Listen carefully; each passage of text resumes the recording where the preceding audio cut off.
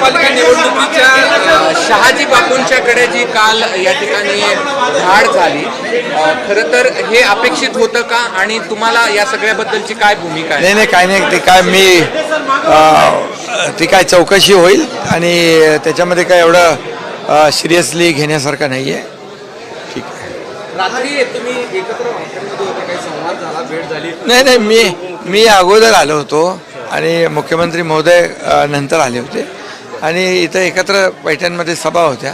आता त्याच्यामध्ये फोनवर आमची चर्चा होत असते, त्यामुळे काय निवडणूक आयोगावर चर्चा तर रोज चालूच असते आमची. निवडणूक आयोगाने जे सध्याचे आरोप प्रत्यारोप सुरू आहेत एकमेकांवर, त्या पार्श्वभूमीवर काहीतरी एकत्रितपणे एक बैठक होते समन्वयासाठी असं कळतंय. आरोप प्रत्यारोप मी केलेत, मुख्यमंत्र्यांनी केलेत? बिलकुल केले नाहीत. आम्ही ही निवडणूक स्थानिक पातळीवरची आहे, स्थानिक विषयांना घेऊन करतोय. स्थानिक विषयांचा विषय जो त्या ठिकाणी आहे, स्थानिक समस्या आहे, स्थानिक प्रश्न आहे, ही स्थानिक प्रश्नावरची निवडणूक आहे, ही कार्यकर्त्यांची निवडणूक आहे. त्यामुळे इथं राजकीय भाषण करणं काही त्याची आवश्यकता नाही. त्यामुळे तुम्हाला मी सांगतो, लोकसभा, विधानसभा आणि स्थानिक ही कार्यकर्त्यांची निवडणूक आहे. कार्यकर्त्यांची निवडणूक त्यांनाही अपेक्षा असते आपल्या नेत्यांनी यावं.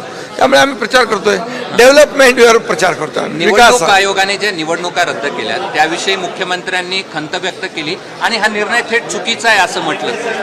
नाही, खरं म्हणजे एकदा निवडणूक प्रक्रिया सुरू झाली, ती सगळी प्रोसेस कंप्लीट झाली, त्यानंतर निवडणुका कधी थांबवल्या जात नाहीत. परंतु यावेळेस निवडणुका त्या ठिकाणी थांबवल्या गेल्या, हे मला वाटतं मी पूर्ण माहिती घेऊन यावर बोलेन. परंतु निवडणुकीची प्रक्रिया पूर्ण झाल्यानंतर कधी निवडणूक अशा प्रकारे थांबवली जात नाही.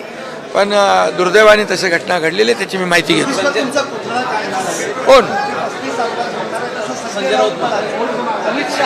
अरे जाऊ दे, त्यांच्या तब्येतीला शुभेच्छा देतो.